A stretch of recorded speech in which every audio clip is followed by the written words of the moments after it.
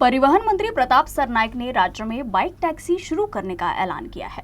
गुरुवार को विधानसभा में बोलते हुए मंत्री ने कहा कि 1 महीने के अंदर प्रस्ताव पर निर्णय ले लिया जाएगा। इस निर्णय से राज्य में 10 से 20 हजार लोगों को रोजगार मिलेगा।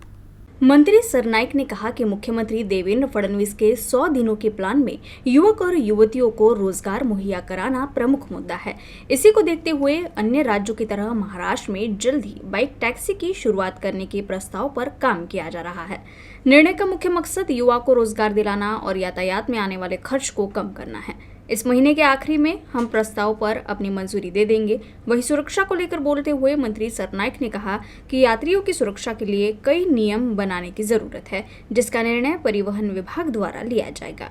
प्रामुख्याने या महायुती सरकारच्या कार्यकाळामध्ये तरुणींना रोजगार मिळावा या राज्यातील आणि प्रवासी जे आहेत त्यांची प्रवासादरम्यान होणारी जी खर्च जो आहे तो कमी व्हावा यासाठी देशातील 22 राज्यांमध्ये बाइक टॅक्सी चालू आहे। राज्य शासनानं सुद्धा तो निर्णय घेण्याचं ठरवलं आहे। त्या माध्यमातून ती प्रक्रिया चालू आहे। या महिन्यातच बाइक टॅक्सीला मंजुरी मिळेल असं मला वाटतंय, कारण काही सुरक्षिततेचे नियम जे आहे ते त्या बाइक टॅक्सी चालवत असताना प्रवाशांच्या माध्यमातून घेणं गरजेचं आहे। दिवसेंदिवस जे काही गुन्हेगारी प्रमाण वाढलेलं आहे त्या अनुषंगानं बाइक टॅक्सी चालवत असताना तरुणी किंवा तरुणाला कुठल्याही प्रकारे गुन्हा त्या ठिकाणी घडू नये यासाठी काही महत्त्वाचे निर्णय परिवहन खात्याच्या माध्यमातून घ्यायचे आहेत। परंतु एक गोष्ट मात्र नक्की की ह्या राज्यातील 10 ते 20 हजार तरुणींना रोजगार मिळण्यासाठी बाइक टॅक्सीचा निर्णय